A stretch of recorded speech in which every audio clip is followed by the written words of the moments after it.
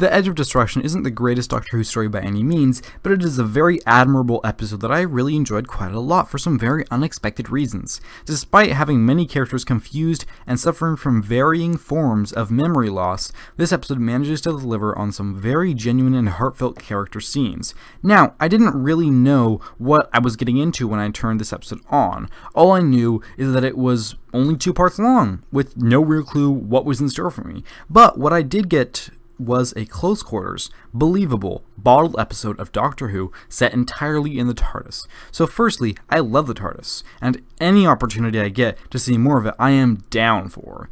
I'm also realizing I haven't really touched on my thoughts of this version of the TARDIS, specifically the interior, and honestly, I quite like it. I like it more and more the more I see it. It's pretty clean, but it also looks kind of wonky. It's pretty sleek with some odd little quirks here and there, and I just quite like it a lot, honestly. I just dig it. And a shout out to the round things. I like the round things.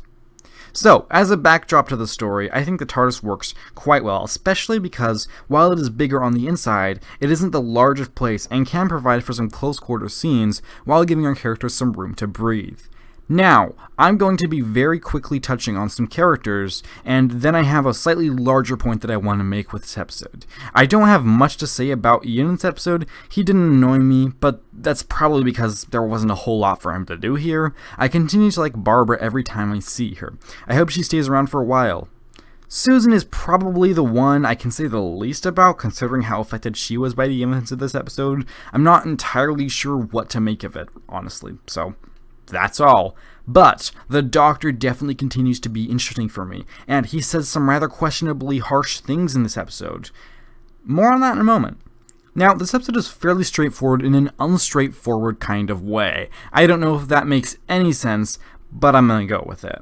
We open without much of a clue what is going on, as do our characters, and as time passes, some things get even more confusing, and our characters are pushed to points that they would ordinarily not go to. While the story is deliberately confusing at times, it is actually a fairly simple story with not a lot going on, but don't mistake that as a criticism. This episode works really well as a 2-part story, not stretching out the narrative any longer than it needs to, while not rushing it either. And why I'm pretty positive on this episode is what it gives the characters to do. You see, even though some of them are not feeling like themselves for a good deal of the story, the situations still manage to pull out some quite interesting moments from them. I really like the escalation that this episode has, as our characters get less and less sure of what is going on. This leads to my favorite part of the whole episode, which comes in a couple of different scenes. It starts when the Doctor is pushed to the point where he accuses Ian and Barbara of trying to take control of the ship, and threatens to kick them off the ship, which, by the way, is something that I think works really well, both for this Doctor, for the position his companions are in, and for the placement this episode has in the show. Had these elements been switched around too much, then the story just doesn't work. Get the wrong Doctor, not believable or real enough for the Doctor, depending on the Doctor. Companions that want to be there and are there by choice, also not believable enough for the Doctor to accuse them of such a thing and threaten them like that. Coming too far into a companion's run, same issue, believability. For me, the different parts of the story came together and just worked. Everything fit very neatly. So later, after they've been accused and threatened, now the Doctor is thanking Barbara for saving their lives. She really just can't believe him, and she can't work it up to say anything, so she just leaves. And that moment definitely hit me a little harder than I expected. And I mean, I didn't cry, but I did really care about Barbara, and I felt for her because she did not deserve the treatment that she was given, and that was just not okay. But that isn't even the highlight of the episode.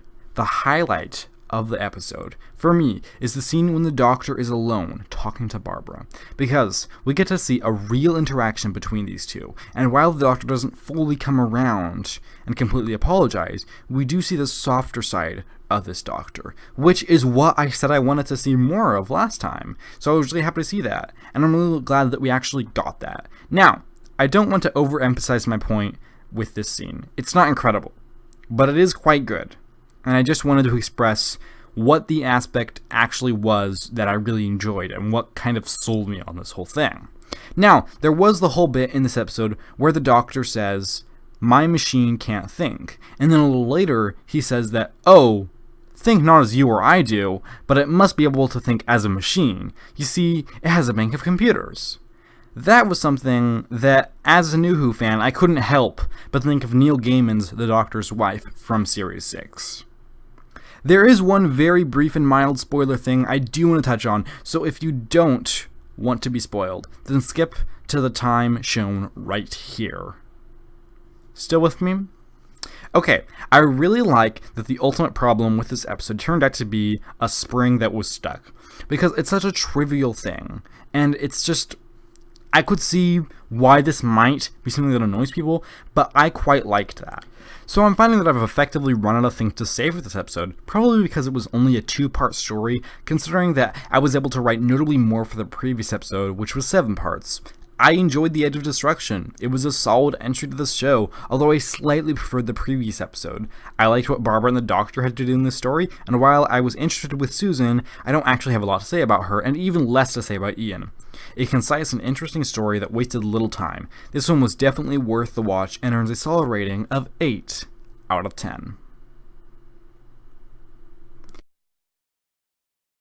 If you join me this coming Sunday, I will be reviewing the lost episode Marco Polo, and you might be wondering to yourself, hey, that's a lost episode, how do you plan to review that? You don't sound like you're like 60 years old or what have you.